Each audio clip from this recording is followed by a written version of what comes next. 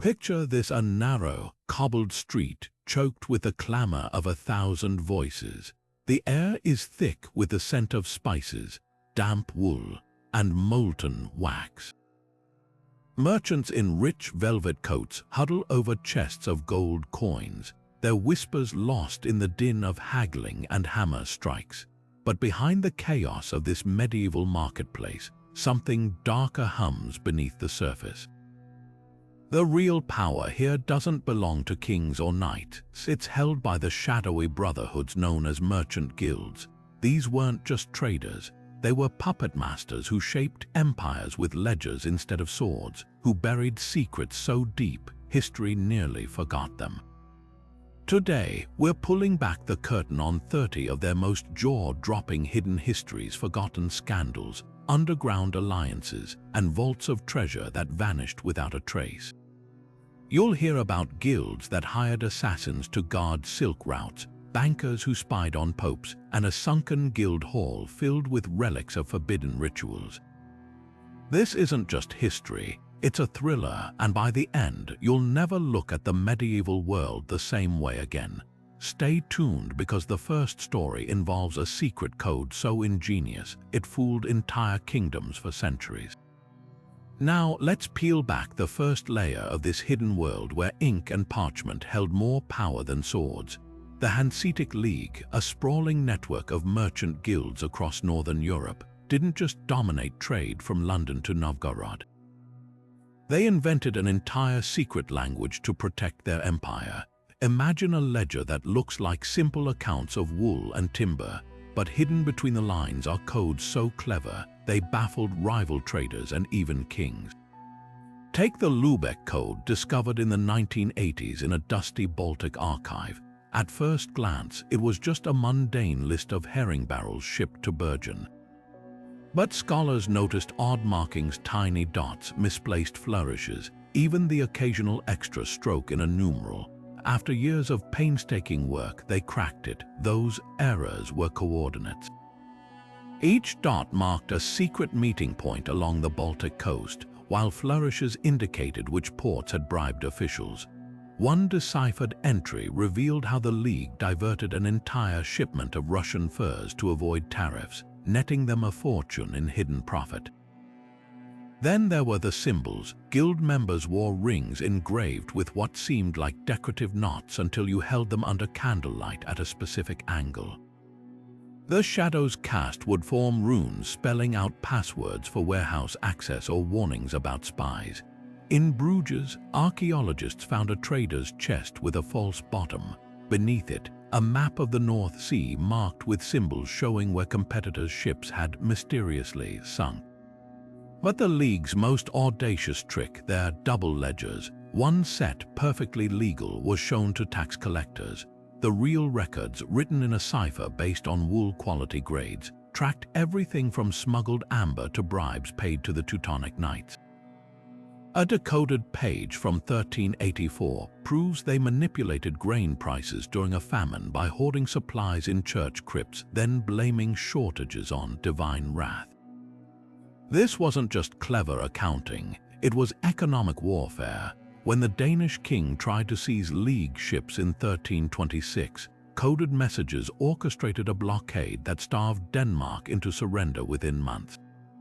The lesson: in the medieval world, the pen and the secret ink were mightier than the sword. And speaking of blades, our next story involves silk, daggers, and a Venetian monopoly so ruthless it spawned its own underworld. Now let's slip into the shadows of Venice, where silk wasn't just a fabric, it was a weapon. While the Hanseatic League mastered codes, the Venetian merchant guilds perfected something far deadlier: a silk monopoly built on espionage, sabotage, and cold-blooded elimination of rivals. At the heart of this empire was the Arte della Seta, Venice's silk guild. By the early 1300s, they'd cornered the European silk market, but not by playing fair. Their first move: industrial espionage. Guild agents disguised as laborers infiltrated Byzantine silk workshops, memorizing the closely guarded techniques for producing samite, a luxury fabric woven with gold thread. When Constantinople caught on and expelled them, the Venetians simply kidnapped 2 master weavers from Lucca in 1312, holding them in a guarded attic near the Rialto until they replicated the process. But silk wasn't just about thread counts, it was about blood. The guild's enforcers, known as I-Sushari, the Whispers, were rumored to orchestrate accidents. Rival merchants from Genoa drowned with sacks of raw silk tied to their bodies. A Florentine trader who dared to undercut Venetian prices was found stabbed with a spindle, his ledgers burned beside him. Even guild members who leaked secrets faced grim fate, like the dyer whose body was discovered in a vat of crimson pigment, a gruesome warning written in the guild's signature color. Then came the silk wars of the 1340s. When Bologna's upstart silk industry began rivaling Venice's, the guild didn't just slash prices, they poisoned entire shipments. Archivists recently uncovered a letter from 1345 confessing that Venetian agents had smuggled moth larvae into Bologna's warehouses, ruining their stock. When that wasn't enough, they bribed Bolognese officials to pass laws crippling local production, all while flooding markets with counterfeit Bologna silk, so poorly made it discredited the brand. The darkest twist, the guild's collaboration with Venice's Council of Ten, the notorious secret police. Silk merchants funded assassinations abroad while the council provided deniable killers. In 1381, a Milanese nobleman pushing for independent silk mills was found with a Venetian sequin stitched into his lips, a signature the council used for politically sensitive murders. By century's end, Venice didn't just control silk, they'd woven an entire economy into a web of fear. And yet, even this ruthless system had cracks. Next, we'll uncover how one sunken guild hall in Bruges revealed secrets they never meant to share. Now, let's journey from Venice's silk-soaked intrigue to the watery depths of Bruges, where an accidental discovery unearthed secrets even darker than espionage. In the early 2000s, construction workers digging near the city's medieval harbor struck something unexpected: a moss-covered stone archway leading to a submerged chamber.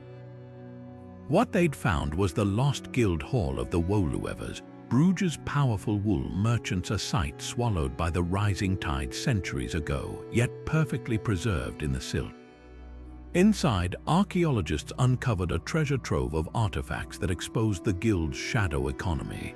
Most telling, a set of lead seals stamped with falsified quality marks. These weren't just forgeries, they were official guild tools, proving the Woluwevers systematically downgraded premium English wool to avoid tariffs, then sold it back to Flanders at luxury prices. But the real shock came when divers retrieved a chest of guild ledgers, their pages eerily intact. These records detailed something never before documented: ghost shipments. The guild had been inflating trade volumes by listing non-existent cargo, then using the phantom profits to bribe customs officials across Europe. Yet the hall's darkest secrets lay in its hidden basement. Behind a false wall, researchers found a clandestine chapel adorned with unsettling symbols, a mix of Christian crosses and pagan wolf motifs. Scratched into the altar were accounts of the Midnight Guild, a secret society within the Woluwevers that performed ritual animal sacrifices before major trade deals. Forensic analysis of the bones confirmed they weren't just livestock. Some belonged to rare Arctic wolves, suggesting the merchants traded illegally with Norse settlements far beyond their sanctioned routes. The most chilling artifact, a ceremonial dagger engraved with the names of 3 rival guildmasters from Ghent. Historians cross-referenced these with medieval chronicles and made a grim connection. All 3 men had drowned in separate accidents within months of each other in 1368. The dagger's blade tested positive for traces of a toxin used in medieval assassinations, proof the Woluwevers had turned their rituals into murder. But why sink a guild hall? The answer arrived with the discovery of a single scorched parchment, a decree from the Count of Flanders ordering the hall's destruction after the guild was caught smuggling Flemish wool to England during the 100 Years' War. effectively funding both sides of the conflict. The merchants, it seems, had overplayed their hand, yet even in ruin their legacy lingers. Next, we'll expose how London's goldsmiths took deception to alchemical extremes. Now, as we leave the murky waters of Bruges behind, let's step into the flickering candlelight of London's goldsmith guild halls, where commerce and mysticism collided in ways that would reshape history. Behind the polished facades of their shops, these master craftsmen weren't just shaping precious metals, they were funding a dangerous obsession: alchemy. In the late 1400s, guild records reveal a startling diversion of funds. Nearly a third of the goldsmiths' annual profits were secretly funneled into clandestine laboratories across London. These weren't ordinary workshops. Hidden beneath churches and private homes, they housed furnaces hot enough to melt stone, shelves crammed with mysterious powders from the Orient, and ledgers filled with coded recipes. The guild's ultimate goal: to crack the alchemist's greatest promise, transmuting base metals into gold. But this wasn't just philosophical curiosity, it was financial desperation. The goldsmiths had become entangled in England's royal debt crisis. King Edward IV had borrowed vast sums from the guild to fund his wars, pledging crown jewels as collateral. When repayment deadlines loomed, the guild faced ruin. Their solution: create new gold through alchemy to secretly replenish the king's coffers and their own. Archaeologists excavating a former guild member's cellar in 2012 made a bombshell discovery: an intact crucible containing traces of a unique alloy. Chemical analysis showed it was an attempted replication of Chinese yellow gold, a legendary formula brought to Europe by Marco Polo. The crucible's interior bore scorch marks matching descriptions in a rediscovered guild manuscript that detailed failed experiments to multiply gold by combining it with mercury and crushed emeralds. The most damning evidence emerged from the Tower of London's archives. Meticulously restored pages from a 1524 audit revealed that 3/4 of the gold coins minted during Henry VII's reign showed abnormal copper levels, exactly the impurity that would result from failed transmutation attempts. The guild had been slipping their alchemical experiments into the national currency, yet the goldsmiths' greatest secret wasn't their failures, it was their one fleeting success. In 1508, a fugitive alchemist's confession, hidden in a Vatican codex, described witnessing London guild members produce 3 ounces of true gold from lead, using a stolen Arabic formula. The gold was immediately melted down to cover a payment to the Spanish crown, but the method died with its discoverers. The entire research team vanished within months, their laboratory burned to the ground. The guild's alchemical ventures left an indelible mark. Modern metallurgists studying Renaissance jewelry have identified pieces with bizarre molecular structures, gold woven with strands of an unknown silvery metal that defies period technology. These may be the last physical remnants of experiments that blurred the line between medieval banking and magic. And speaking of blurred lines, our next chapter plunges into the Mediterranean's shadow economy, where Genoese merchants didn't just trade with pirates, they became them now. Let's set sail from London's alchemical mysteries to the sun-drenched shores of Genoa, where the line between merchant and pirate blurred into shadowy collaboration. Here, in the bustling ports of 15th century Italy, guilds didn't just tolerate piracy, they weaponized it. Beneath the grand facades of Genoa's trading houses, notaries kept 2 sets of ledgers. One recorded legitimate transactions in neat, inked columns. The other, written in cipher on scraps of parchment later burned, detailed payments to pirate captains down to the last stolen doubloon. The arrangement was simple. Guilds provided pirates with forged cargo manifests and safe harbor, while pirates diverted rival merchants' goods into Genoese warehouses. A discovery in 2019 in the Archivio di Stato revealed a smoking gun, a contract from 1482, binding the Doria family's guild to the notorious corsair Kemal Rise, guaranteeing him 5% of all plundered Venetian galleys. The system reached its peak with the shared vault scam.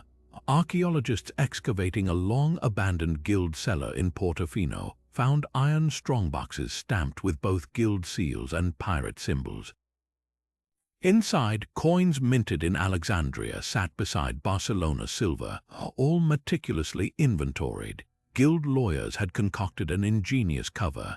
They declared these vaults as lost cargo repositories, paying nominal fines to authorities while quietly splitting the contents.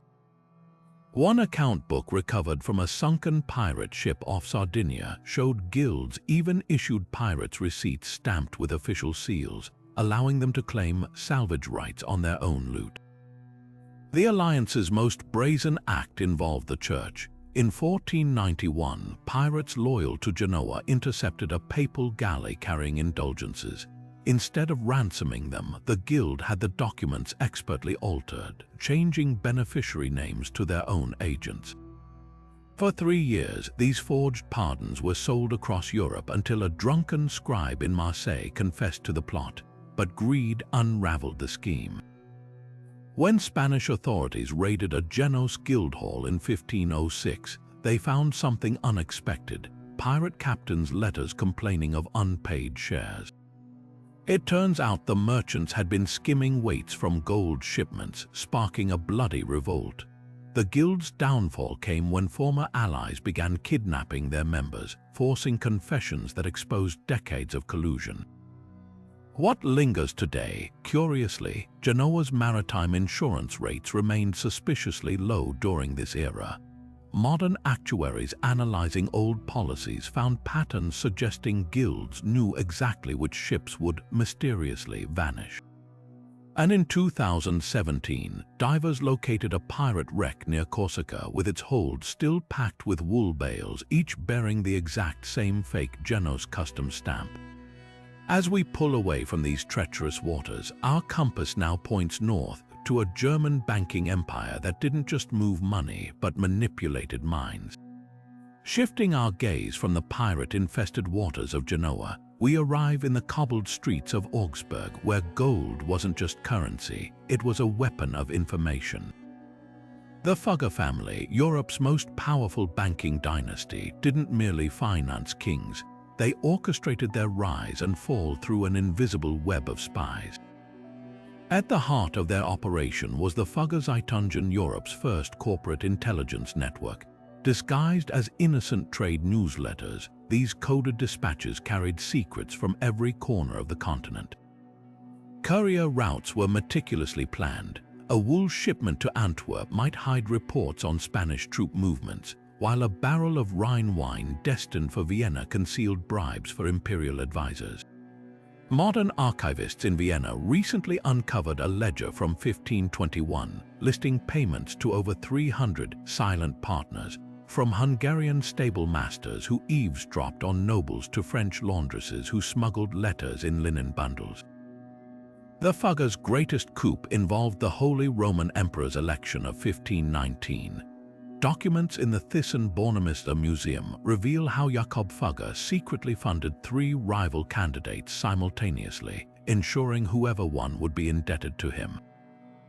But their masterstroke was bribing the Elector of Mainz with a loan of 200,000 gold guilders, equivalent to 20 tons of silver, in exchange for tipping the vote toward Charles V.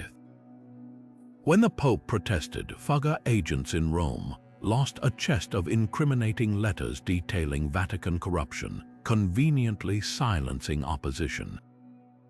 War profiteering took darker turns. During the Peasants' Revolt of 1524, Fugger spies embedded with rebel leaders fed their plans to mercenary commanders' bankers who financed both sides collected interest from crushing the uprising. A chilling account from a Nuremberg monastery describes a Fugger courier swapping a rebel's battle maps with faulty ones, leading thousands into slaughter. Their methods grew bolder. In Lisbon, a Fugger agent posing as a monk spent 6 years copying Portuguese naval charts, enabling the family to monopolize the spice trade. Venetian archives contain trial records of a glassblower poisoned after refusing to reveal mirror-making secrets to a German merchant. Even the weather became intelligence. Fugger meteorologists predicted harvest failures, allowing them to hoard grain and trigger artificial famines. The system collapsed through its own ambition. When a Fugger spy in London was caught forging Henry VIII's signature on debt pardons in 1538, the ensuing scandal forced the family to burn their most sensitive records. But traces remain. In 2014, restorers at Augsburg's Fugger house found hollow floorboards containing decoy ledgers listing fake debts, proof they manipulated national treasuries for decades. What lingers is the blueprint. Modern investment banks still use Fugger-inspired market intelligence tactics, and their cipher techniques resemble digital encryption. As we turn next to the icy Baltic, where guilds waged war over something far stranger than gold. Now, let's sail from the shadowy intrigues of the Fugger banking empire to the storm-tossed waters of the North Sea, where an entire fleet vanished without a trace. In the autumn of 1382, 12 ships belonging to the powerful Flemish wool guild disappeared en route from Bruges to London. Laden with enough fine Flemish wool to clothe half of England, these vessels simply never reached their destination. No wreckage, no survivors, just silence. The mystery begins with the guild's own records. A ledger preserved in Ghent city archives lists the ships by name: the Golden Fleece, St. Catherine's Blessing, the Weaver's Fortune, and 9 others. Each carried a unique cargo mark, a wool bale stamped with the guild's secret symbol, later found washed ashore near Calais, utterly untouched by water. How could wool survive months at sea without damage, while the ships themselves vanished? Theories abound. Some historians point to sabotage by rival English wool merchants who resented Flemish dominance. A chronicle from Southampton mentions a great burning at sea, witnessed by fishermen that November, but no wreckage matched the missing fleet. Others suspect the Hanseatic League, which had been waging a covert trade war against Flanders. A Lubeck merchant's diary casually notes paying 7 barrels of silver for a storm, a phrase some interpret as bribing pirates or even hiring weather witches. Then there are the supernatural accounts. A 14th-century monk's manuscript describes ghostly lights dancing over the sea where the ships vanished, while coastal villagers reported hearing muffled bells ringing beneath the waves for decades after.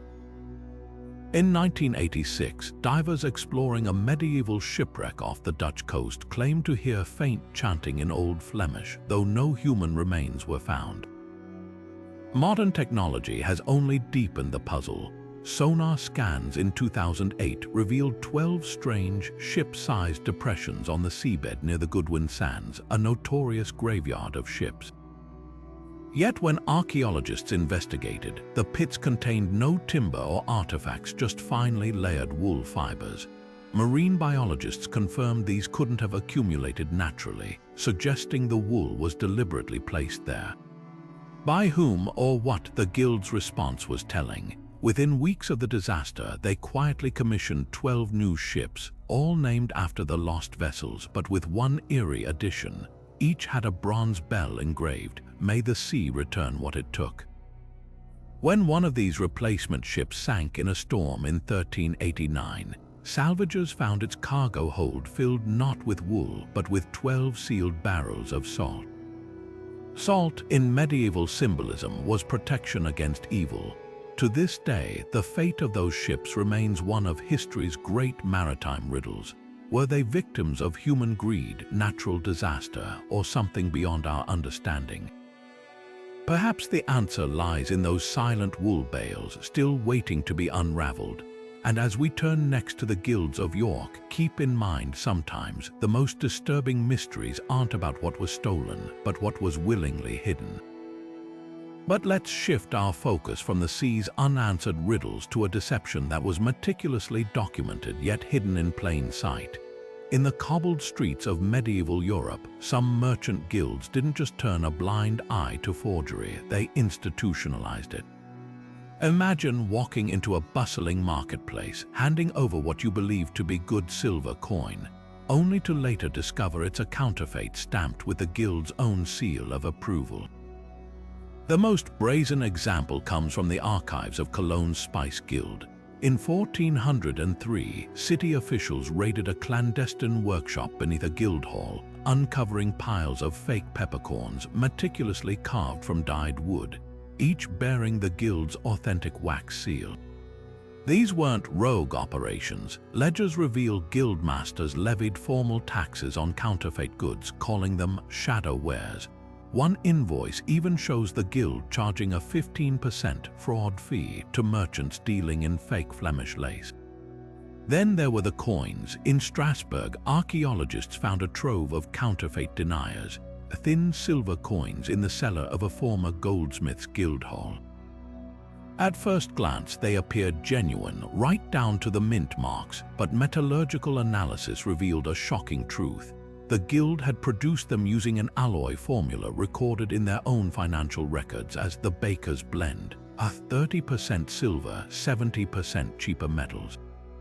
Even more damning, these coins bore tiny punch marks on their edges, later identified as a quality control system used exclusively by the guild's official minters. The scheme's sophistication is laid bare in a recovered 1489 court transcript from Augsburg. A disgruntled apprentice testified that his masters maintained two sets of accounting books, one for legitimate transactions and another, coded as the jester's ledger, recording payments to corrupt officials who agreed to lose inspection records. The guild even developed what we'd now call a warranty system. Counterfeit goods came with forged certificates of authenticity, complete with watermarked parchment only the guild could produce. Perhaps most unsettling are the physical stamps themselves. In Milan's State Archive, researchers discovered an oak box labeled for special valuations. Inside lay 7 bronze dies tools for imprinting seals, each corresponding to different guilds' official marks, but with deliberate flaws a trained eye could spot. A wool guild's lamb symbol missing one hoof, a wine merchant's grape cluster with precisely 13 grapes instead of 12. These weren't mistakes, they were identifiers letting insiders know which goods were counterfeit while fooling everyone else. Why take such risks? The answer lies in guilds' dual role as both regulators and profiteers. By controlling counterfeiting, they could manipulate markets, flooding rival cities with fake currency to destabilize economies or using shoddy knockoffs to undermine competitors' reputations. When the Frankfurt Cloth Guild flooded Mainz with inferior linens in 1461, records show they simultaneously lobbied the city council to impose harsh penalties on fraudulent textiles, penalties that conveniently exempted their own members. The system finally collapsed under its own greed. In 1504, a Nuremberg metalsmith named Hans Krell made the mistake of counterfeiting a guild's counterfeit, producing fake versions of their already fake coins. His trial exposed an entire network, leading to the seizure of guild stamps now displayed in the Germanisches Nationalmuseum. Yet even then, justice was uneven. While low-level operators were hanged, most guild masters paid fines and continued business as usual, just with slightly more discretion. As we peel back these layers of sanctioned deception, we're left with a disturbing realization. In the medieval marketplace, sometimes the most dangerous lies weren't those hidden in shadows, but those bearing an official stamp. And speaking of official facades, our next stop takes us to a guild that didn't just fake goods, they faked history itself. Now let's turn to a darker chapter, one where greed thrived in the shadow of death itself. When the Black Death swept through Europe in the mid-14th century, decimating populations and collapsing economies, some merchant guilds saw not tragedy but opportunity. While entire towns mourned, these guilds orchestrated one of history's most ruthless profiteering schemes, hoarding the very supplies meant to save lives. In Florence, the Spice Guild's ledger from 1348 tells a chilling tale. Normally used to record trades in pepper and saffron, its pages instead detail stockpiles of rare medicinal herbs like wormwood and gentian, known plague remedies. Prices soared to obscene levels. A single ounce of dried wormwood, which cost the equivalent of a loaf of bread before the pestilence, suddenly required a craftsman's entire weekly wage. But here's the twist. City health records from the same period show warehouses bursting with these very herbs, deliberately withheld to inflate prices further. The wool guilds were even more brazen. In York, officials discovered 12 carts of woolen blankets vital for keeping feverish patients warm, hidden in a guild cellar beneath layers of worthless raw fleece. Guild masters had ordered weavers to produce inferior plague blankets, using half the usual thread, selling them as premium goods while stockpiling the real ones for later. When questioned, they claimed the thin blankets were specialized for patient comfort, but medicine was where the exploitation became lethal. The Apothecaries' Guild of Paris was caught red-handed diluting vinegar, a key disinfectant, with cheap river water. Their own recipe books, later seized by authorities, contained notes like 1 part true vinegar to 3 parts sane water. Stir only at night. Even more grotesque, guild-approved plague amulets made of hollow clay spheres were found stuffed with rotting herbs instead of the promised medicinal compounds. The backlash was swift and brutal. In Strasbourg, a mob stormed the Grain Guild's hall in 1349 after discovering they'd been mixing sawdust into flour. 7 guild masters were dragged into the street and thrown into their own grain silos, buried alive under the very food they'd corrupted. Cologne's chronicles describe how angry citizens force-fed hoarding spice merchants their own overpriced saffron until they choked. Legal punishments were no less severe. In London, a grocer's guild officer named Richard Attewell was convicted of selling spoiled figs as plague preventatives. His sentence: to eat every contaminated fig in the marketplace before being sealed inside a barrel of his own tainted goods and rolled into the Thames. Venice took institutional action, passing the anti-corruption laws of 1350, which mandated that any guild member caught price gouging during epidemics would be quarantined in plague houses without medicine. Yet perhaps the most revealing evidence comes from Siena, where excavations uncovered a guild ledger wrapped in a shroud and buried beneath a church, clearly meant to hide its contents. Its pages detail systematic bribes to plague doctors, paying them to declare healthy neighborhoods infected so guilds could monopolize trade routes. One entry chillingly notes, paid Dr. Marchetti 12 florins to redraw the quarantine lines, profits up 300%. What makes these actions especially sinister is how calculated they were. This wasn't panic or desperation, it was cold-blooded opportunism. Guilds used their organizational skills not to help societies survive, but to exploit suffering at scale. And when the dust settled, many faced no consequences at all. The Strasbourg Grain Guild, for instance, was back operating within a year, their surviving members simply raising prices to cover their losses. As we examine these acts of institutionalized cruelty, we're reminded that the deadliest plagues aren't always microbial, sometimes they're human. And our next revelation shows how one guild turned not just profit, but entire cities against each other through calculated starvation. Now let's slip into the shadows of the Mediterranean, where the glittering ports of Barcelona hid a sinister secret. While the church forbade the enslavement of Christians, the Catalan merchant guilds found a loophole and built an empire on human suffering. The key to their scheme lay in the island of Majorca, a bustling trade hub conveniently distant from prying eyes. Barcelona's guilds, particularly the powerful Consolat de Mar, used their control over shipping routes to smuggle enslaved people from North Africa, the Balkans, and even the Black Sea region. But here's the twist: they didn't just traffic non-Christians. Through a web of forged baptismal certificates and bribed priests, they rebranded kidnapped Christians as Saracens or Tartars, making them legal to sell. One of the most damning pieces of evidence, a 1356 ledger discovered in Palma de Majorca's archives. On its surface, it records shipments of almonds and olive oil. But between the lines, scribbled in code, are entries like 20 head of bulgur stock, and 4 prime Circassian mares, dehumanizing terms for enslaved men and women. The guild even graded people by age and skill, with prices ranging from 30 florins for a child to 100 for a skilled blacksmith. The operation relied on complicity at every level. Dock officials turned blind eyes to screaming holds beneath cargo decks. Notaries falsified sales documents, listing humans as indentured servants, with 20-year terms, effectively a life sentence. Most chillingly, guild surgeons conducted inspections on the docks, branding healthy individuals with the guild's symbol like livestock. But the guild's most audacious move was hiding their slave market in plain sight. Beneath Majorca's central grain exchange, archaeologists recently uncovered a labyrinth of cells with manacles still bolted to walls, the genius of the scheme.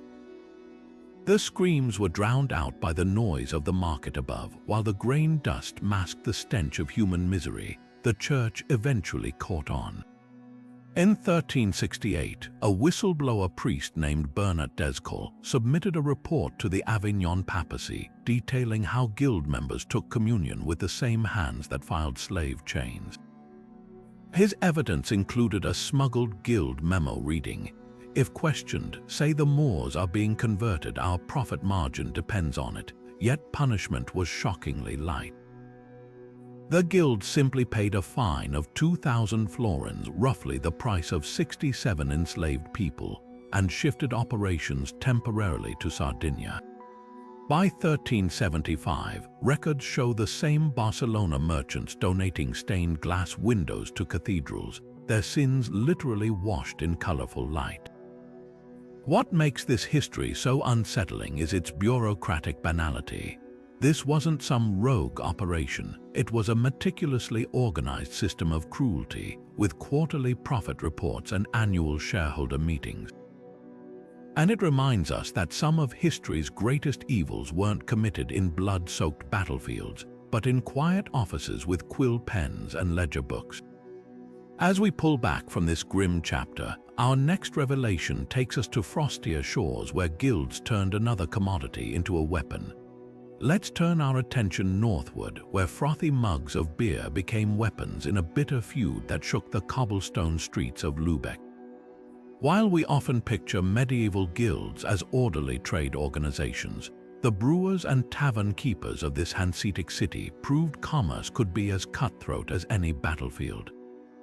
The conflict began innocently enough, a simple dispute over quality control. In the mid-1400s, Lübeck's Brewers Guild imposed strict purity laws, banning ingredients like soot and hallucinogenic herbs that unscrupulous taverns used to stretch their supplies.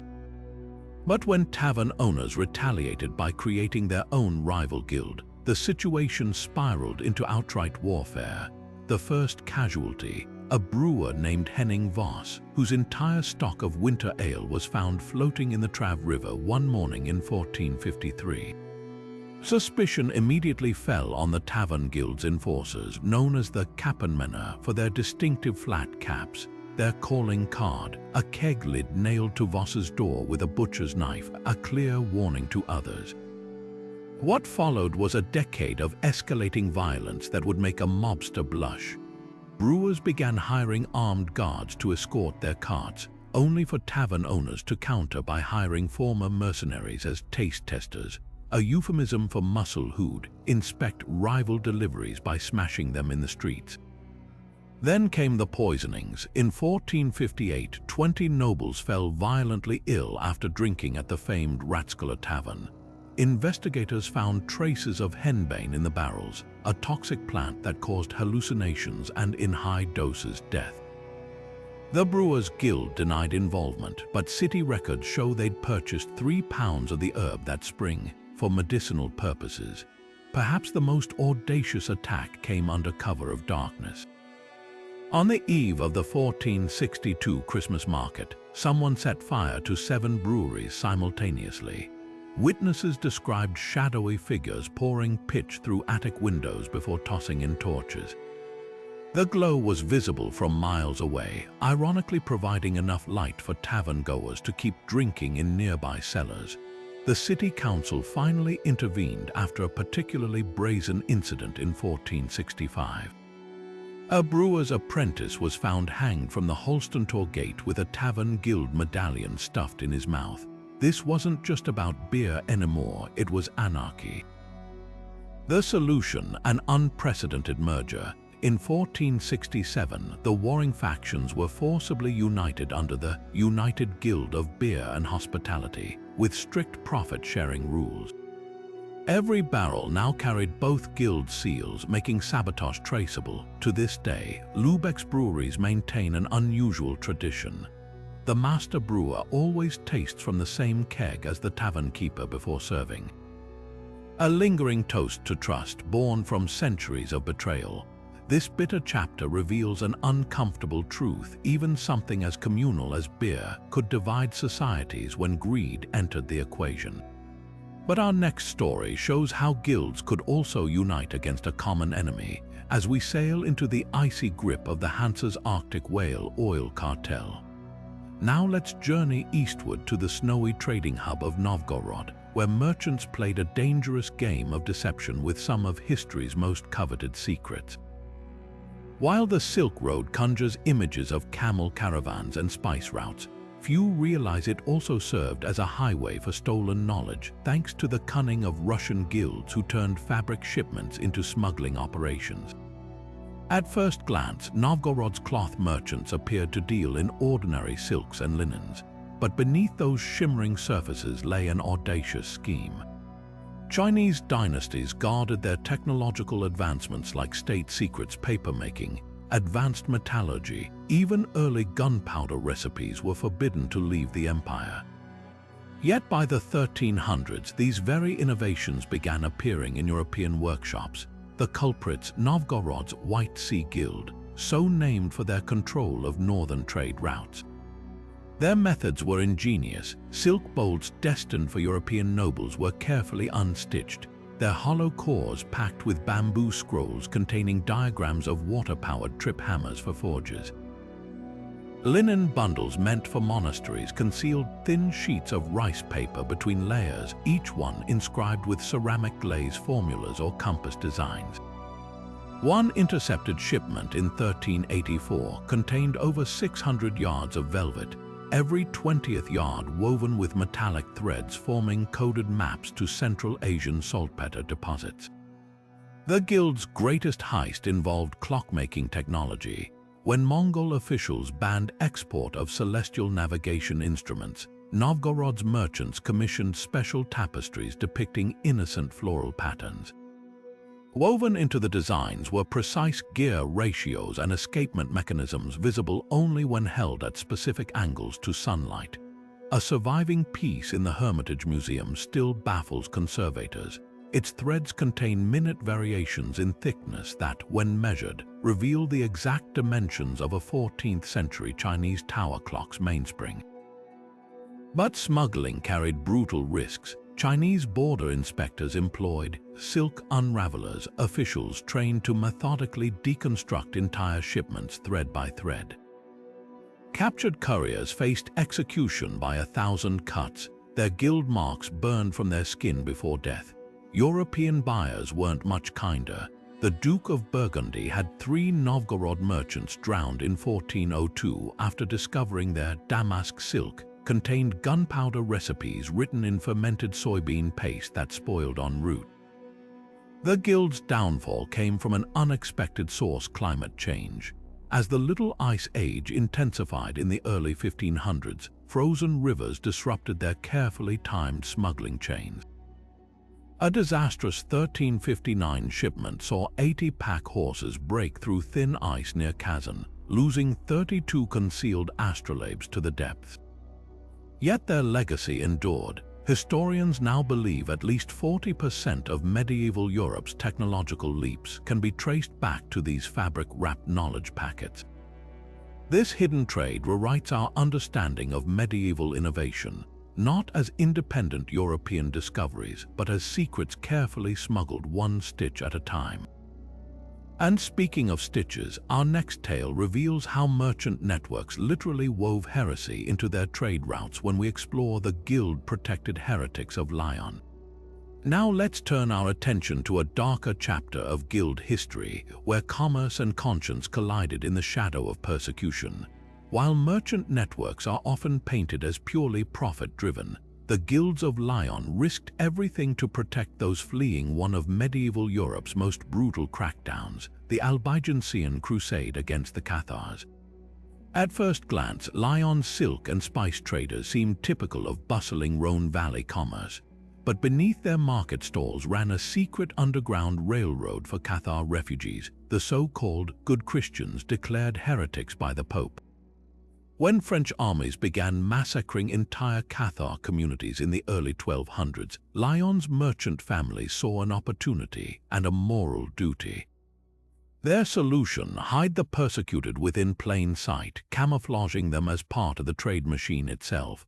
The methods were ingenious. Women accused of Cathar beliefs were taught to weave specific patterns into silk brocades designs that, when displayed at certain fairs, signaled safe houses along the route to Alpine passes. Young men were disguised as apprentice muleteers, their religious texts sewn into the false bottoms of spice sacks. One surviving guild ledger from 1243 lists 37 special cargo shipments. Historians now believe this referred to human lives, not goods. Key to the operation were the wine runners. Lyon's Vintner Guild maintained a monopoly on Beaujolais shipments to Switzerland, their ox carts enjoying diplomatic immunity from searches.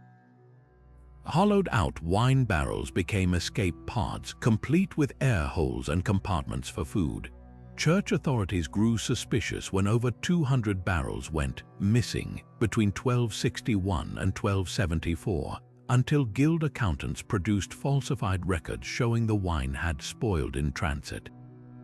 The risks were enormous. When Dominican inquisitors raided a Lyon spice warehouse in 1288, they found not the expected heretical texts but something more damning: a system of ropes and pulleys allowing refugees to hide between warehouse rafters during inspections. The guildmaster, Pierre Orthier, was burned at the stake with 7 of his merchants, yet their sacrifice bought time for hundreds to escape. Archival evidence suggests at least 500 Cathars reached safety in Lombardy via these routes. What makes this story remarkable is the guild's motivation. Unlike most medieval mercantile schemes, this wasn't about profit. Surviving letters reveal merchants refused payment from refugees, even when offered family fortunes.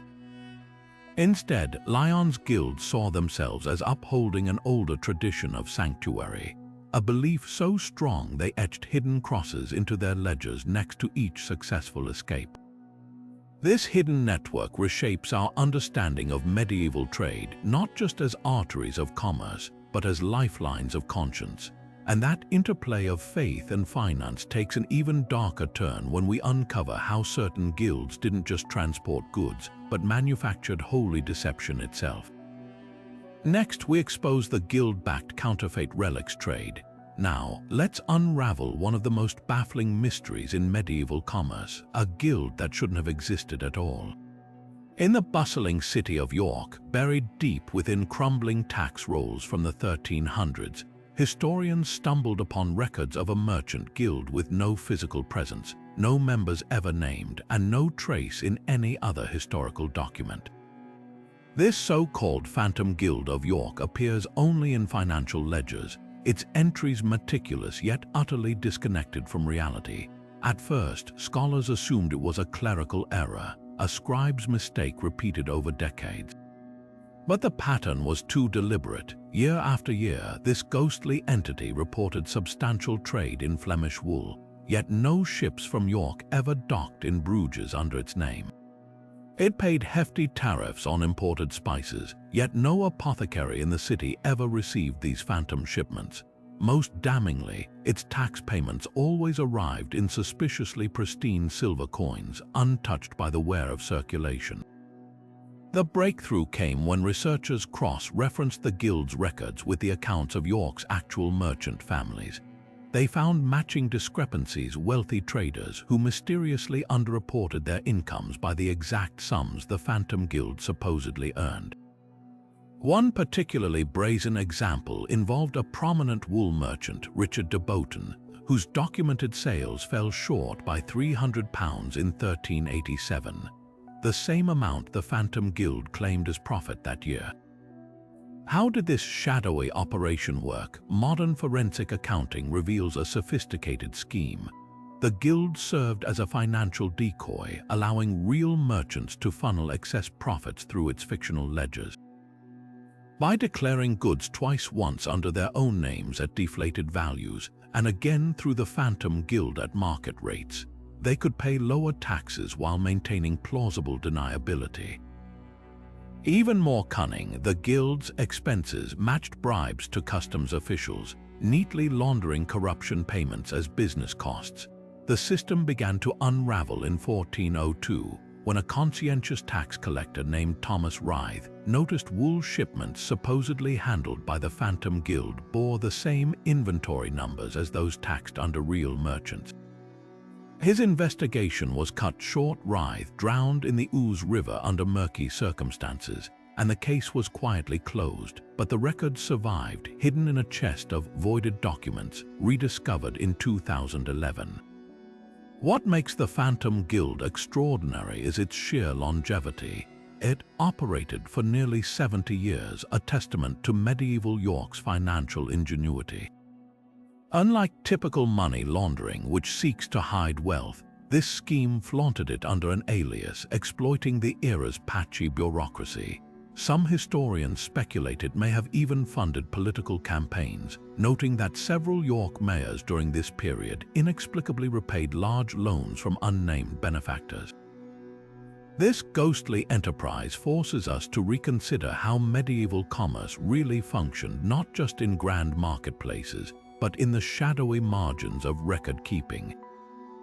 And if you think forging documents was risky, wait until you hear how some guilds took deception to literal new heights. Next, we uncover the lost guild hall that sank beneath the waves of Bruges. But from the shadowy ledgers of York, let's journey north, where the icy waters of the Arctic hid one of the most ruthless monopolies in medieval trade. The Hanseatic League, already a powerhouse in European commerce, turned its gaze toward a commodity more valuable than gold in the freezing dark of winter: whale oil. The Hanse's Arctic cartel began with what seemed like fair trade. German merchants offered metal tools, wool, and grains to Inuit hunters in exchange for barrels of rendered whale blubber, a coveted resource for lamps, soap, and waterproofing ships. But by the 1350s, the Hanse tightened its grip. They established fixed trading posts along Greenland's coast, stations that doubled as enforcement hubs. Any Inuit who dared to sell to independent Norwegian or Scottish traders found their boats mysteriously damaged or their hunting grounds suddenly barren after Hanse agents spread rumors of curses. The League's real innovation, though, was their control over shipping lanes. Whaling vessels from rival ports like Bergen often vanished in Arctic storms, or so it seemed. Wreckage recovered centuries later tells a different story. Hulls of 14th century Scottish ships discovered off Iceland's coast showed clear signs of intentional sabotage. Timbers were scorched in patterns matching Hanse fire arrows, and cargo holds were emptied before sinking, proving the oil was confiscated, not lost. A chilling account from 1386 survives in the diary of a Danish captain who wrote of seeing 3 Hamburg-owned ships herding a crippled Norwegian whaler toward an iceberg. When his own ship approached to help, the Hanse vessels raised their flags, not the usual merchant colors but red pennants with a white whale silhouette, a now confirmed symbol of the cartel's enforcers. The captain wisely retreated. The cartel's downfall came from an unexpected source: climate change. As the Little Ice Age intensified by 1400, pack ice made Arctic routes nearly impassable. Desperate to maintain profits, the Hanse began adulterating their whale oil with cheaper seal fat, sparking outrage from European buyers. When London merchants executed a Hanse trader for fraud in 1409, the League finally abandoned the Arctic trade, but not before leaving behind a grim legacy. Excavations of abandoned Inuit settlements near Old Hanse Post reveal mass graves, hinting at violent reprisals against communities that resisted. What makes this cartel unique is its blend of medieval corporate greed and frontier brutality. Unlike the Phantom Guild's financial tricks, the Hanse operated with physical domination, controlling not just markets, but the very environment of trade. And if you think whale oil was controversial, wait until we reveal how Florentine wool merchants turned art fraud into an industry. Now, shifting our gaze from the icy brutality of the Hanseatic whale oil cartel, let's step into the sun-drenched streets of Florence, where the Wool Guild masterminded a scam so audacious it blurred the line between commerce and art. The Florentine Wool Guild, already one of the wealthiest factions in medieval Europe, faced a peculiar problem by the late 1400s. Their vast warehouses, stocked with luxurious woolen fabrics, were struggling to compete with rising rivals in Flanders. To boost the prestige of their goods, they didn't just rely on quality. They turned to the one thing that could inflate their reputation overnight: the illusion of antiquity. Here's how the scam worked. The guild secretly commissioned local sculptors, many of them struggling artists, to create ancient Roman-style statues. These weren't crude forgeries. Skilled artisans aged the marble with vinegar baths, buried statues in tannin-rich soil for months to stain them, and even chiseled weathering marks to mimic centuries of wear. The guild then discovered these pieces during staged excavations near their warehouses, planting notaries and scholars to swear the artifacts were genuine. The real genius was in the timing. Florence was then obsessed with classical revival. A statue unearthed near a wool warehouse didn't just attract collectors, it transformed the entire district into hallowed ground. Suddenly, merchants could charge triple for fabrics stored in a building touched by Roman greatness. Records show the guild even staged midnight processions where actors dressed as senators blessed the wool bales, a spectacle that drew crowds and buyers. But the scheme unraveled in 1492 when a young sculptor named Luca Torrigiani, bitter over unpaid wages, confessed to the forgery on his deathbed. The scandal rocked Florence, yet in a twist many guild members escaped punishment. Why? Because some of their fake statues had been bought by the Medici family, who refused to admit they'd been duped. Instead, the guild quietly pivoted, rebranding the forgeries as homages to antiquity, a move that ironically birthed Florence's lucrative replica industry. What makes this fraud remarkable isn't just the deception. It's how the guild weaponized Renaissance fervor for profit, turning art into a speculative commodity.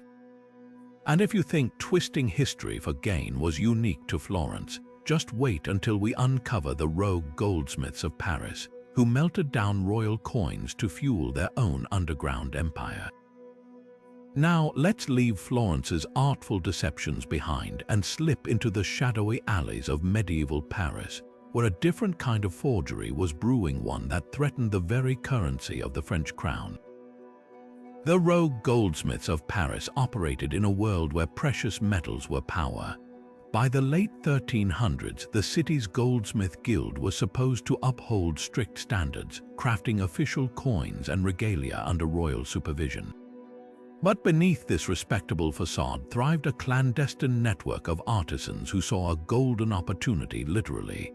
Here's how they exploited it. Royal coins, especially those minted under Charles VI, contained high-purity silver and gold. The rogue goldsmiths would melt these down, skimming off a portion of the metal to create counterfeit coins or luxury jewelry. To avoid detection, they mixed the stolen gold with cheaper alloys, then sold the jewelry to wealthy patrons, often the same nobles who unknowingly supplied the original coins through taxes. It was a self-sustaining cycle of theft, but their boldest move, bribing mint workers to smuggle out freshly struck coins before they entered circulation. Records from 1403 detail a raid on a workshop near the Seine. where authorities found molds stamped with the king's likeness, tools for casting counterfeit coins indistinguishable from the real ones. Even more damning were the ledgers listing payments to royal guards, proving how deep the corruption ran. The guild's downfall came from an unexpected source, a disgruntled apprentice named Henry Leclerc. In 1409, he revealed to authorities that the goldsmiths had secretly stockpiled enough melted coin metal to destabilize the kingdom's economy. The crackdown was brutal. Over 30 goldsmiths were hanged, their workshops dismantled. Yet the legacy of their scheme endured. The scandal forced France to redesign its coinage, introducing intricate edge patterns to make forgery harder, a security feature still used on modern coins. What makes this story more than a tale of greed is its unintended consequence. The rogue goldsmiths didn't just cheat the crown. Their actions exposed the fragile link between wealth and trust, pushing medieval Europe toward more sophisticated financial systems. And if you think melting coins was risky, wait until we uncover how the Fugger family's silver shipment sparked rumors of a demonic pact. Note: avoid summarizing or previewing future sections in a repetitive manner. Each transition should feel organic, not formulaic. As the echoes of Parisian goldsmiths' greed fade, we journey deeper into the shadows of medieval commerce where profit wasn't just measured in coins but in desperation. The year was 1315, and Europe was already reeling from relentless rains that drowned crops and turned fields to swamps. What followed wasn't just a tragedy of nature, but a calculated crime. Merchant guilds, seizing chaos as opportunity, transformed famine into fortune. In normal times, guilds stored surplus grain in communal granaries to stabilize prices during shortages. But newly uncovered ledgers from Flanders reveal a darker strategy. As the rains persisted, guild masters in cities like Ghent and Bruges began hoarding grain in hidden warehouses far beyond legal limits. They didn't just withhold food, they actively spread rumors of worse shortages to panic rural communities. A ledger from 1316, stained with wine and wax, records chilling instructions: sell not to the villagers until the price triples. The mechanics of their scheme were ruthless. Guild-employed agents bought up grain from struggling farmers at rock-bottom prices, exploiting their urgency. Then they created artificial scarcity. Ships carrying relief grain were diverted to secret docks, while guild guards patrolled warehouses armed with clubs. In Ypres, chronicles describe mothers bribing guards with family heirlooms for a handful of moldy barley.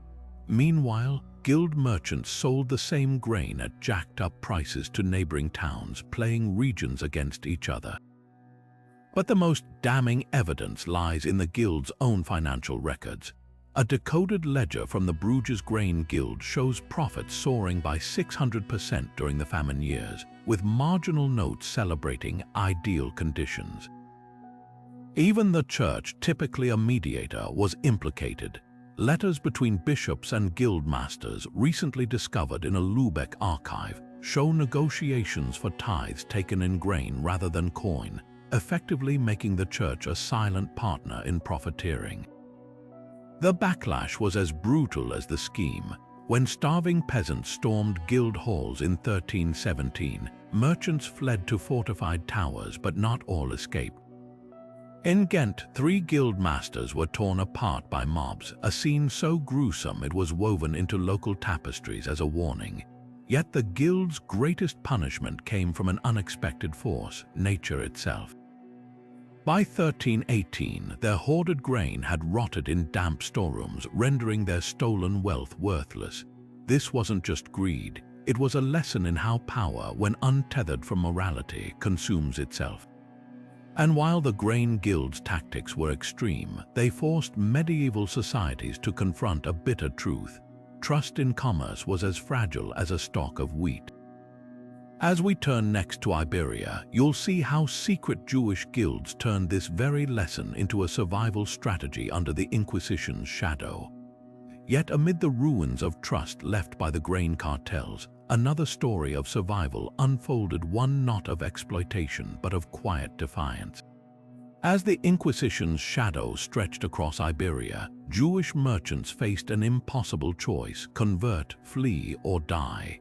But in the sun-baked streets of Andalusia, a third path emerged, woven into the very fabric of commerce itself. Here, crypto-Jewish guilds operated in plain sight, their true identities buried beneath layers of coded ledgers and clandestine rituals. On paper, they were devout Christian merchants, members of respectable trading associations in Seville, Cordoba, and Granada. But behind closed doors, they preserved forbidden traditions. A recently uncovered spice ledger from 1442, its margins dotted with tiny Hebrew characters, reveals how guild masters timed shipments to avoid the Sabbath. Other records show fishing trips coinciding with Yom Kippur, where entire guilds vanished to observe the holiest day in secret. Their trade networks doubled as escape routes. Silk shipments bound for Italy carried hidden compartments with Torah scrolls, while olive oil merchants used their carts to smuggle families to Portugal. The most ingenious system involved the cork trade. Guild members would hollow out cork slabs ostensibly for packaging luxury goods and stash letters between scattered Jewish communities. When the Inquisition raided a Valencia warehouse in 1469, they found nothing suspicious, because the contraband messages dissolved when submerged in water, a trick borrowed from Moorish alchemists. What protected these guilds wasn't just secrecy, but economic indispensability. They controlled the flow of Andalusia's most coveted exports: saffron, mercury, and the prized azulejo tiles adorning palaces from Toledo to Lisbon. When Queen Isabella's officials grew suspicious, guild elders would discover sudden shortages, sending prices soaring until pressure eased. Even Grand Inquisitor Torquemada hesitated to purge merchants who funded the crown's wars against Granada. The system's brilliance lay in its reciprocity. Moorish rulers had long turned a blind eye to Jewish trade in exchange for intelligence on Christian movements. After the Reconquista, the same guilds became vital intermediaries, their bilingual members brokering deals between bitter enemies.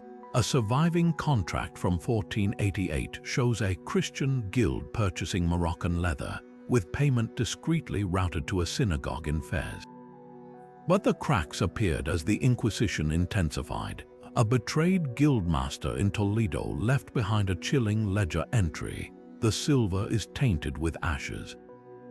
Forensic analysis of the page revealed traces of human bone, likely from autos da fe victims. By 1512, even the most entrenched networks crumbled, their members dispersed across the Mediterranean. Yet their legacy endured in unexpected places. When Sephardic refugees established new guilds in Thessaloniki and Istanbul, they replicated Andalusia's clandestine models right down to the water-soluble ink. This wasn't just resistance, it was a masterclass in how commerce could become camouflage, how profit and survival intertwined like threads in a Persian carpet. And as we'll soon see in the Baltic, other guilds weaponized secrecy for very different ends, turning amber into currency for bloodshed. While the crypto-Jewish guilds turned commerce into a lifeline for survival, another hidden history reveals how Baltic merchants wielded their wealth for power and payback. The year was 1396 when the Teutonic Knights held an iron grip over Prussia's amber trade. Prized as northern gold, this fossilized resin wasn't just for jewelry, it fueled the Knights' crusades, traded for Venetian silver to fund their wars against pagan Lithuania. But that autumn, the Hanseatic guilds of Gdansk struck back in a heist so audacious, its aftermath still echoes in Baltic folklore.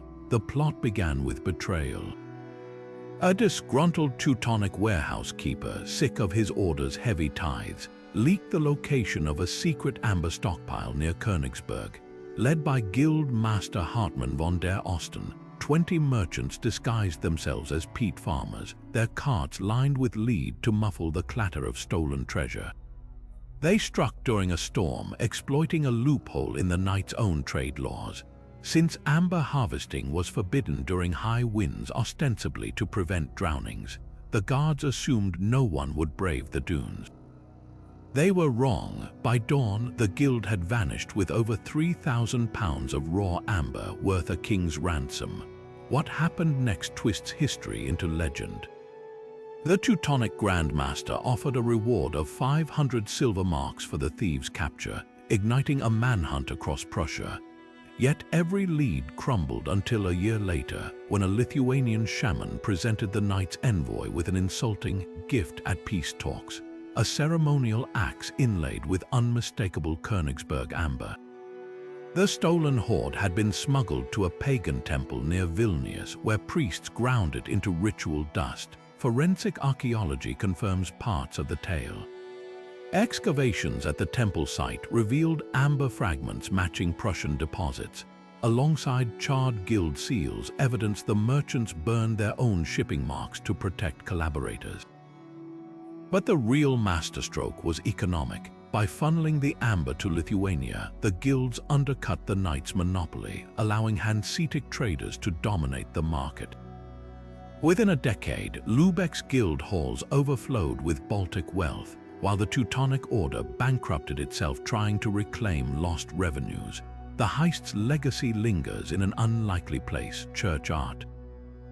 Infrared scans of a Gdansk altarpiece show ghostly outlines of amber inlay beneath the paint, likely looted stock, hastily disguised when the knights inspected guild warehouses.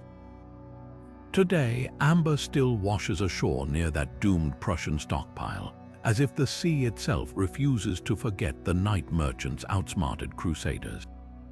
And as our next chapter reveals, guilds didn't just steal treasures, they forged entire lies, with Florence's wool merchants sculpting the Renaissance's greatest art scam.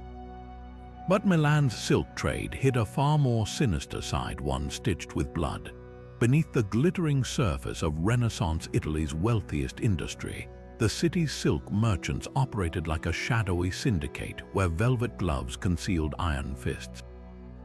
Their most notorious allies, the so-called Dagger Guild, a brotherhood of assassins for hire who turned contract killings into an art form. Records from the Milanese archives reveal how this deadly partnership worked. Silk guild masters maintained a roster of special artisans, bladesmiths who crafted ornate daggers, and the killers who wielded them. These assassins weren't common thugs. They trained for years, mastering poisons, disguise, and the precise Milanese thrust, an upward stab beneath the ribs designed to mimic natural causes. Their services were shockingly systematic. For 50 gold florins, roughly a year's wages for a craftsman, a rival could vanish without a trace. Payment came in silk, conveniently untraceable when woven into the guild's legitimate shipments. The Dagger Guild's most infamous operation unfolded in 1478, when silk magnate Giovanni Borromeo sought to eliminate his Genoese competitors. Over 3 months, 6 Genoese merchants died in eerily similar ways. One collapsed at a banquet, another drowned in knee-deep water. The final victim, Pietro Doria, was found with a single silk thread knotted around his finger, a signature the guild used to claim responsibility. Forensic analysis of exhumed bones in 2012 confirmed foul play. Doria's ribs showed micro-scratches from a tapered blade matching daggers in Milan's Armor Museum. Yet the guild's true power lay in its political reach. When Duke Galeazzo Sforza threatened to tax silk exports, his treasurer was discovered with a dagger plunged into an account book, the blade pinning a list of tax evaders. The Duke promptly dropped his reforms. Even the church turned a blind eye. Vatican correspondence shows Cardinal Riario accepting bribes of silk-wrapped penitential knives for his private collection. The system collapsed only when Florence's spies infiltrated the network, documenting kills in cipher ledgers now held in the Uffizi archives. Among the most chilling entries: a contract for a Medici banker cancelled when the guild realized his death might disrupt their own loans. This brutal pragmatism reveals the dark truth. Milan's silk merchants weren't just dealing in thread, they were weaving an empire with strands of fear. And as we'll see next, some guilds didn't need daggers to commit crimes. They wielded something even more dangerous: the trust of kings. But let's shift our focus from silk-lined daggers to something far more mundane yet equally corrupt: the ink-stained ledgers of Gdansk's customs house. Here, in the bustling port city that anchored the Hanseatic League's northern trade, a scandal was buried beneath columns of numbers and wax seals. For centuries, historians assumed Gdansk's merchant guilds operated within the law until a team of archivists in 2019 stumbled upon a cache of water-damaged scrolls hidden behind a false wall in the city's maritime museum. These weren't just routine tax records. They were a smoking gun documenting how the city's elite merchants orchestrated one of medieval Europe's most systematic bribery schemes. The scrolls, dating from 1384 to 1422, reveal a meticulous operation. Customs officials received coded gifts. Barrels of Rhenish wine marked with blue rings meant a 10% tariff reduction, while shipments stamped with black falcons signaled smuggled goods to be waved through unchecked. The bribes weren't crude cash payments but sophisticated trade favors. A customs inspector might suddenly inherit a bankrupt merchant's warehouse conveniently emptied of its most valuable amber, or a guildmaster's daughter would marry a tax collector's son, with a dowry mysteriously matching the exact sum of his annual salary. Most damning are the balance sheets, dual ledgers where officials recorded both real and falsified cargo weights.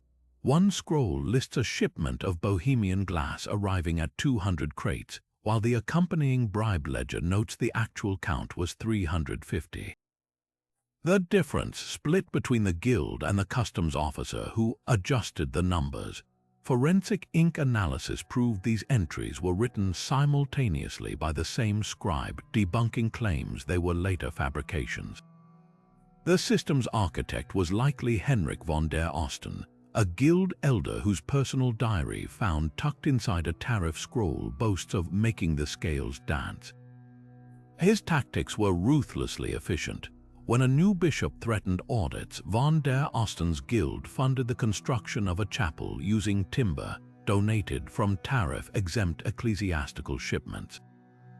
The bishop never inspected another cargo, but the scrolls also exposed the scheme's weak point: greed. In 1417, a junior customs officer named Peter Lang recorded actual tariffs for 3 months, either as blackmail or conscience-stricken protest. Days later, his name appears in a guild meeting log with the notation "silenced." Lang's skeleton was identified in 2021 during a bridge renovation, his skull crushed by a blunt weapon matching the shape of guild-issue cargo hooks. What makes the Gdansk scrolls extraordinary is their sheer banality. Unlike Milan's dagger-wielding silk merchants, this was corruption disguised as bureaucracy, every bribe a line item, every murder logged as an accounting discrepancy. It's a reminder that the most powerful guilds didn't always need violence to rule. Sometimes all it took was a quill and the right people on the payroll. And as we'll see next, when those same guilds controlled the very air people breathed, their schemes grew even darker. Now let's turn to a commodity so vital it was called white gold, salt. In the winter of 1321, a crisis gripped Europe.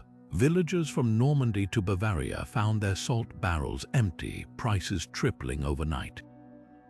Panic spread as food spoiled without preservation, and hospitals ran out of saline for wound care. At first, blame fell on harsh weather blocking transport routes until a whistleblower's letter to the Pope exposed something far more sinister: a guild-engineered famine. The conspiracy centered on 3 powerful guilds: the Salzverteiger of Lüneburg, the Provençal Salt Syndicate, and the Krakow Salt Ring. For decades, they'd operated as rivals, but tax records show they secretly met in a Strasbourg tavern in 1319. There, they drew up a plan to inflate prices by strangling supply. Their tactics were chillingly methodical.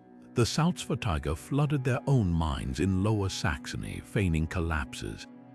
In Provence, guild members paid bandits to ambush salt caravans, while Krakow's merchants bribed priests to declare salt deposits cursed by supposed demonic activity. The guilds even manipulated religion. A forged parchment surfaced in Avignon, allegedly signed by Saint Peter himself, declaring salt hoarding a mortal sin. This drove pious peasants to sell their reserves at rock-bottom prices to redeemed guild brokers. Meanwhile, guild-aligned physicians spread rumors that Baltic salt caused infertility, steering demand toward their controlled Mediterranean stocks. Archaeology confirms their sabotage. In 2012, divers in France's Rhone River found 12 intact barges loaded with salt sacks sunk deliberately, with cargo seals matching Provençal syndicate members. Even more damning, dendrochronology proved the wood was harvested after the supposed bandit raids that supposedly sank them. The scheme's mastermind was likely Jacopo degli Salti, a Florentine banker turned guild fixer. His ledger discovered behind a fresco in Siena details bribes to mine inspectors and payments to fake salt prophets who predicted divine punishment for independent traders. But his greed undid the plot. In 1324, degli Salti demanded a larger cut, prompting a Krakow guildmaster to send assassins. Their blades, still lodged in his skeleton when exhumed in 1899, were traced to a guild-sponsored blacksmith in Wroclaw. What makes this conspiracy uniquely horrifying is its collateral damage. Church records from Metz describe children dying of salt deficiency cramps, while a chronicle from Ghent lists 27 suicides among bankrupt fishmongers. The guilds didn't just manipulate markets, they weaponized a biological necessity. And as we'll uncover next, when merchant power extended beyond goods to human souls, their crimes took an even darker turn. But the merchant guilds didn't stop at controlling essential goods. They even found a way to profit from people's faith. Across medieval Europe, a shocking underground industry flourished, one that blended commerce with corruption in the most sacrilegious way imaginable. The trade in counterfeit religious relics became a guild-backed operation on an industrial scale. Workshops in Cologne, Tours, and Bologna specialized in mass-producing holy items, bones claimed to be from saints, fragments of the true cross, even vials of the Virgin Mary's milk. Account books from the Strasbourg Merchants Guild reveal they allocated £200 of silver annually just for sacred fabrication materials. The scale was staggering. One raid on a Nuremberg workshop in 1421 uncovered over 3,000 saintly finger bones, all carved from the same deer skeleton. Artisans developed techniques to age relics, artificially soaking wood in vinegar to mimic centuries-old fragments of Noah's Ark, or using pigeon blood to create miraculous weeping statues. What made this scheme possible was the guild's carefully cultivated papal connections. Bishop Albrecht of Mainz, deep in debt to the Fugger banking family, issued authentication certificates for a fee, while Cardinal Giovanni de Medici, later Pope Leo X, was recorded joking about the holy carpentry workshops during a private dinner. The trade routes mirrored legitimate commerce. Venetian merchants smuggled counterfeit Byzantine relics through Alexandria, while Hanseatic ships transported fake Norse Christian artifacts to Scandinavia. Prices followed strict guild guidelines. A twig from the burning bush cost 12 gold florins, while a tear of Christ in a crystal vial could fetch 50. The most brazen operation centered on Charlemagne's remains. When Emperor Frederick III ordered the saint's tomb opened in 1465, Aachen guild members secretly removed ribs and teeth, replacing them with animal bones. For decades, these circulated as authenticated relics until a dental expert in 1987 proved the teeth came from a woman in her 20s. Charlemagne died at 72. This wasn't just fraud, it reshaped European spirituality. Pilgrimage sites competed to acquire relics, with guilds playing both sides.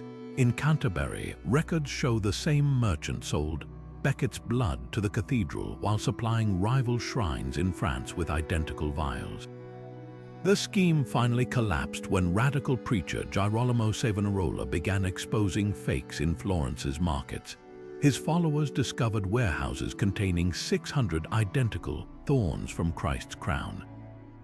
But perhaps the most damning evidence came from an unlikely source, a repentant forger's confession buried in Vatican archives that named 3 cardinals and at least 12 guildmasters as co-conspirators in what he called the manufacture of miracles.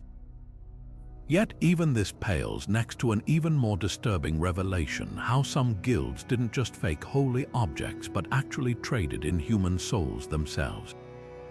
Now let's turn to a discovery that reveals how deeply the merchant guilds believed in their own power and their fears of divine retribution. In the year 1420, as plagues and peasant revolts swept Europe, the Hanseatic League's inner circle took drastic action.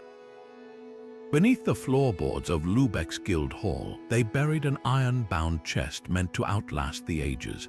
Forgotten for centuries, it was accidentally unearthed in 1984 during sewer repairs, its contents offering a chilling window into the medieval mercantile mind.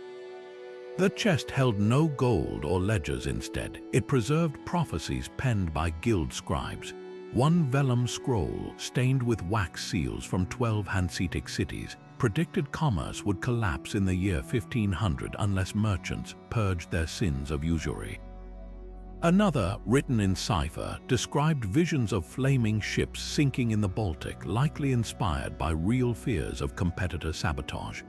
Most startling was a miniature painting on calfskin depicting a skeletal figure wearing a merchant's fur hat, collecting coins from plague victims. Scientific analysis revealed shocking details. The black ink contained mercury, a metal alchemists believed could reveal hidden truths. Even stranger, pollen samples from the chest lining matched flowers that only bloom during lunar eclipses, suggesting the burial coincided with an astrological event.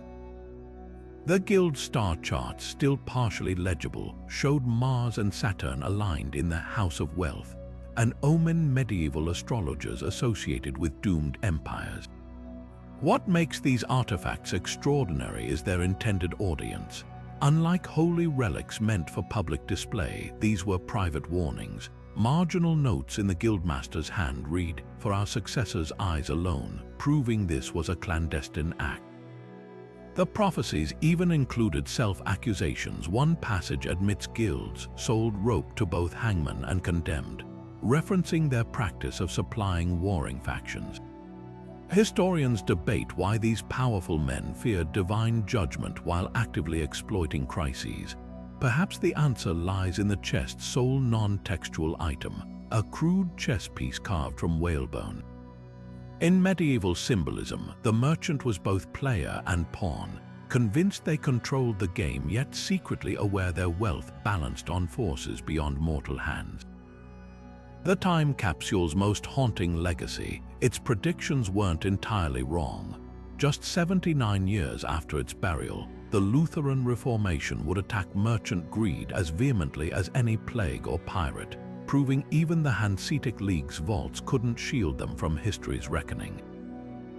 While the Hanseatic League buried prophecies in fear of divine retribution, another figure turned merchant guilds into instruments of outright rebellion, and from the most unexpected place. Iceland, a land of glaciers and sagas, produced one of history's most audacious hybrid rulers, Gudrydr the Wide-Faring, who blurred the lines between commerce and piracy with her guild connections. Born in the late 14th century to a wealthy Icelandic wool merchant family, Gudrydr's early life followed the typical path of guild daughters, learning account-keeping, trade routes, and the art of negotiation. But when her father's ships were seized by Danish crown agents in 1402 over unpaid tariffs, she took a radical turn. Using her guild's ledger books as a blueprint, she identified which coastal defenses along Norway and Scotland were undermanned, then hired unemployed sailors to raid them. What made Gudrydr extraordinary wasn't just her raids, but how she legitimized them. Through her guild's network, she secured letters of marque from disgruntled Scandinavian nobles, rebranding piracy as privateer operations against Denmark. Her ships flew both merchant flags and pirate banners interchangeably. One surviving account describes her vessel entering Bergen Harbor with guild colors by day, only to switch to a raven-painted sail by nightfall. Archaeological evidence reveals her dual operations. Excavations at a trading post in the West Fjords unearthed English pewterware stacked beside looted German silver goblets, all recorded in guild-style inventories. Most telling is a partially burned contract found in 1520 in a Scottish monastery, showing Gudrydur's guild paying a 40% spoils fee to local clergy in exchange for turning a blind eye to her raids. Her downfall came from an ironic twist. In 1428, she attempted to sell stolen Hanseatic wool back to Lubeck merchants through her legitimate guild contacts. But the Hanseatic League's famed bookkeeping exposed her. Their ledgers noted identical bold markings on both the stolen goods and her new shipments. Convicted in absentia, she vanished from records after 1430, though Icelandic ballads claim she retired to a hidden fjord running a smuggling ring until her death at 80. Gudrydur's legacy endures in legal history. Her exploits forced guilds to adopt the first anti-piracy clauses in trade contracts, and her manipulation of merchant networks proved how easily commerce could weaponize.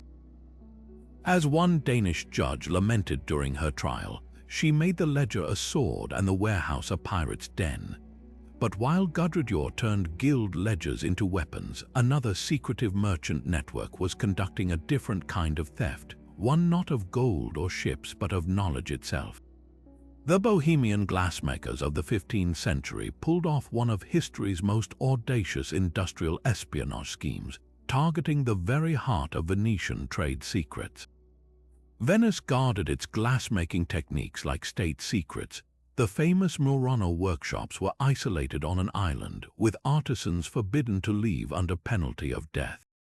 But Bohemian guilds, desperate to compete, hatched a plan as brilliant as it was ruthless. They didn't just steal techniques, they stole the masters themselves. Records from Prague's guild archives reveal how they engineered accidents. In 1478, a Venetian glassblower named Antonio da Corleone supposedly drowned when his gondola capsized. In reality, Bohemian merchants had paid local criminals to stage the incident, spiriting Antonio away to a waiting trade caravan bound for Bohemia. The same year, 2 other Murano craftsmen vanished during a mainland festival, their absence blamed on highway robbers. Both later surfaced in Bearno, teaching Bohemian apprentices behind locked workshop doors. The most chilling evidence comes from a confession extracted from a captured guild courier in 1485. Hidden in his boot was a coded list of 12 Venetian glassmakers, each marked with symbols indicating their specialties: cristallo glass, enamel colors, even the coveted gold leaf technique. Beside 6 names were tiny crosses, likely denoting successful kidnappings. Bohemia's glass guilds disguised their stolen knowledge carefully. They modified Venetian designs just enough to avoid suspicion, creating the iconic forest glass with local wood ash instead of Mediterranean soda. When Venice sent spies to investigate, the Bohemians planted fake ledgers showing their techniques were divinely inspired by local monks. The scheme collapsed in 1492 when a kidnapped glassmaker escaped and testified before the Venetian Council of 10. In retaliation, Venice poisoned 3 Bohemian trade representatives and sank a shipment of Bohemian glassware labeled "Made in Murano." But the damage was done within decades. Bohemian crystal rivaled Venice's in quality, its guilds wealthy enough to build their own fortress-like warehouses. This wasn't just theft, it was corporate warfare. The Bohemians proved guilds could wage battles without swords, where a single kidnapped craftsman was worth more than an army. Their legacy lives on in modern intellectual property laws, born from Venice's frantic attempts to protect what guild espionage had stolen.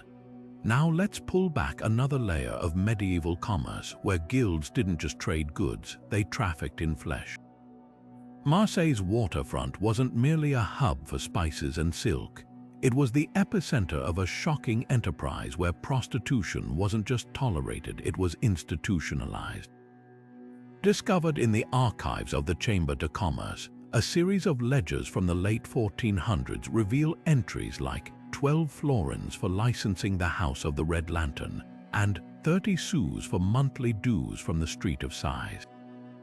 These weren't tavern fees, they were receipts. Marseille's most powerful guilds, particularly the Shipmasters' Brotherhood and the Linen Weavers, had formalized brothels as taxable businesses. Women were listed in guild rolls as independent textile workers, a euphemism that allowed men's names to appear as the official license holders. The system was ruthlessly efficient. Guilds provided protection from clergy interference by paying regular bribes to local bishops, documented in expense logs as charitable donations. They even standardized pricing. A parchment from 1483 lists tiered rates based on location, from dockside alleys to velvet curtained chambers near the consulate. Most damningly, guild seals appear on contracts binding women to specific houses, with clauses promising employment for no fewer than 5 years in exchange for debt forgiveness. But the real scandal lies in how these operations funded Marseille's legitimate trade. Cross-referencing brothel ledgers with shipping manifests shows that profits bought cargo space on guild-sponsored voyages. The infamous Venus fleet of 1496 carried Tunisian dates and Sicilian grain alongside 12 companion agents, sent to negotiate trade deals in Barcelona using methods beyond diplomacy. Even the architecture told the story. The brothel guild's headquarters shared a wall with the Linen Weavers' Guild Hall, connected by a discreet door still visible in modern excavations. When church reformers finally cracked down in 1522, the guild's response was telling. They didn't deny the accusations, they demanded compensation for lost taxable revenue. Marseille's archives preserve their icy calculation. The closure of 37 brothels allegedly cost the city 2,000 gold crowns annually, equal to the pepper tax from 6 galleys. This wasn't just vice, it was vertical integration. By turning sin into ledger entries, Marseille's guilds proved no commodity was beyond commodification. Their legacy echoes today in debates over legalization, reminding us how often morality follows money. Now let's turn to a mystery that blurs the line between commerce and the supernatural. The Fugger family, Europe's most powerful banking guild, was known for their ruthless efficiency, so why did they abandon an entire shipment of silver, burying it deep in the Austrian Alps as if it were cursed? The story begins in 1527, when a convoy of 20 mules carrying freshly minted silver coins vanished near Innsbruck. Fugger ledgers later marked the shipment as lost to misfortune, but local miners whispered of something darker. When the chests were rediscovered in 1789 by a shepherd, they lay exactly where they'd been buried centuries earlier, untouched, though the wood showed no rot and the silver bore no tarnish. What makes this more than just an oddity are the contemporary accounts. A Fugger clerk's diary describes how the silver came from a Bohemian mine where no candle would stay lit. Miners refused to extract the ore until Jakob Fugger himself arrived, allegedly making a midnight pact at the mine entrance. Within weeks, the silver was smelted, but workers claimed the coins rang with a hollow sound like struck bone. The guild's actions afterward defy logic. Instead of melting the coins down, they sealed them in oak chests with iron bands and transported them toward Venice, only to divert suddenly into the mountains. The burial site was no random pit. It was a former pagan shrine with the chests arranged in a 9-pointed star pattern known to ward off evil. Even stranger is what happened to those who later disturbed the hoard. The shepherd who found it died within a month, raving about silver voices. A Habsburg archduke who ordered the coins examined in 1812 saw his treasury burn that same night. Modern metallurgists who sampled the silver in 1993 found it contained abnormally high levels of arsenic, enough to kill anyone handling it daily, yet the original miners showed no signs of poisoning. Was this simply guild superstition, or did the Fuggers encounter something beyond their understanding? Their own archives hint at the answer. A single page survives from Jacob Fugger's personal journal, bearing just 12 words. "We buy the world with silver, but some debts demand other currency." That buried hoard remains in a Vienna vault today, still sealed, still waiting the one deal even the Fuggers wouldn't cash in. Now let's unravel the final mystery, one that has tantalized treasure hunters for centuries. In 1489, as the golden age of merchant guilds began to wane, the last master of the Lübeck Hansa Guild penned a will so cryptic it's been called the Voynich Manuscript of Commerce. But this wasn't just a farewell, it was a riddle, and many believe it points to a treasure vault lost to time. The document itself is a masterpiece of misdirection. Written in a blend of Latin, Low German, and cipher symbols, it begins conventionally, listing bequests to family and guild members. But then, midway through, the script shifts. The guildmaster describes a chamber where the sea meets the stone, guarded by the Silent Brothers. He specifies 12 steps where the shadow of the eagle falls at midsummer, and warns that no key but the right hand may enter. For 500 years, scholars have debated whether this was delirium or a carefully encoded map. Clues emerged in 1932 when workers renovating Lübeck's medieval stock exchange found a hidden compartment behind a timber. Inside lay a silver pendant matching the will's description of a hand bearing the merchant's mark. The reverse side was etched with what appeared to be tidal calculations for the Baltic coast. Even more intriguing, the pendant's alloy matched ore from a now flooded mine near Rügen Island, a site the Hansa once controlled, where local legends speak of drowned vaults. Recent breakthroughs suggest the will's Silent Brothers weren't men but statues. In 2018, archaeologists excavating a Hanseatic warehouse in Tallinn uncovered 2 headless stone figures, their bases inscribed with the same cipher symbols from the will. Carbon dating placed them at the exact time of the guildmaster's death, but the most compelling evidence surfaced just last year. A historian analyzing tidal patterns off Rügen noticed something odd. A submerged rock formation that aligns perfectly with the will's 12 steps description during summer solstice low tides. Sonar scans revealed man-made cavities beneath, yet before divers could explore, a storm buried the site under shifting sands. Was this the guild's final jest or a genuine treasure map? The Hansa's own records hint at why such secrecy was necessary. In 1488, a year before the will was written, Danish privateers had begun targeting guild strongholds. Burying their wealth literally might have been the only way to protect it, and so the puzzle endures. That pendant now sits in Lübeck's museum, still gleaming, still silent. As for the vault, perhaps it waits beneath the Baltic waves or in some forgotten cellar. Or perhaps the real treasure was the guildmaster's final lesson, that in commerce, as in alchemy, the true value often lies not in gold but in the art of the secret itself. From the shadowy dealings of merchant guilds to the glittering treasures they left behind, we've uncovered a world where commerce and conspiracy walked hand in hand. These 30 hidden histories reveal medieval economics as anything but straightforward. It was a battleground of wits, wealth, and sometimes outright warfare. Consider how our perception shifts when we learn that the Hanseatic League didn't just trade timber and herring, but secrets encoded in ledgers, or that Venetian silk merchants didn't compete, they assassinated.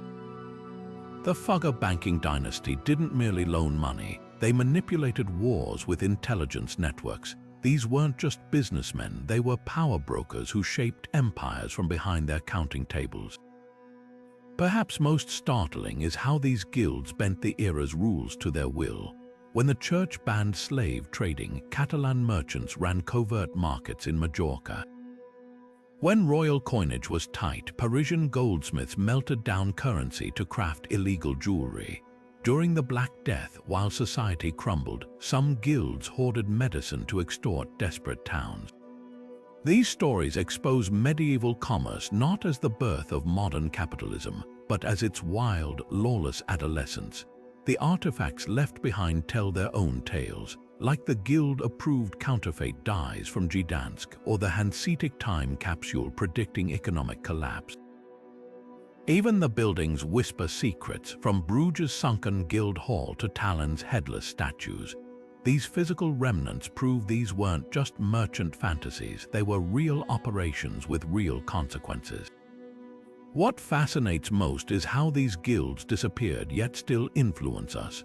Modern banking traces back to the Fugger's spy networks. Global trade routes follow paths first carved by Hanseatic ships. Even today's corporate secrecy echoes the coded ledgers of 15th century merchants. Now we want to hear from you. Which guild mystery captured your imagination? Was it Genoa's pirate alliances, the Phantom Guild of York, or perhaps that cryptic will pointing to Baltic treasure? Share your favorite in the comments and let's keep unraveling these histories together. If you've enjoyed this journey through the guild's shadowy past, don't forget to subscribe and hit the bell, because history isn't just about dates and battles. Sometimes the real drama unfolded in harbor taverns and counting houses, where merchants plotted over wine and ledgers. Until next time, keep questioning what lies beneath the surface of every story. The past always keeps a few secrets in reserve.